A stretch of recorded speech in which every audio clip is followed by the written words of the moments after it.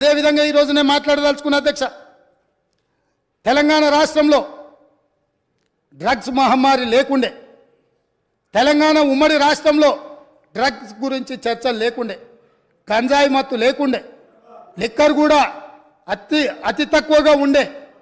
కానీ ఇవాళ ఏ పేపర్ చూసినా ఏ టీవీ చూసినా గంజాయి మత్తులో దాడులు జరుగుతున్నాయని, సింగరేణి కాలనీలో 6 సంవత్సరాల పసిగూనను గంజాయి మత్తులో రేపు మర్డర్ చేస్తే ఈ ప్రభుత్వం అచేతనంగా ఉండిపోయింది. ఈరోజు ఈ రాష్ట్రంలో జరుగుతున్న కారణాలకు ఈరోజు దొరుకుతున్న డ్రగ్స్కి ఈ ప్రభుత్వ వైఫల్యం కారణం కాదా? ఈ ప్రభుత్వం డ్రగ్స్కు సంబంధించి విచారణ మీద సిట్ వేసి ఆ సిట్లో ఉన్న అధికారిని అర్ధాంతరంగా ఎందుకు బదిలీ చేసిండ్రు? అతను ఎక్కడికి పోయింది? ఆ సిట్ ఎక్కడికి పోయింది? ఆ విచారణ ఎక్కడికి పోయిందని నేను అడుగుతున్నా అధ్యక్ష.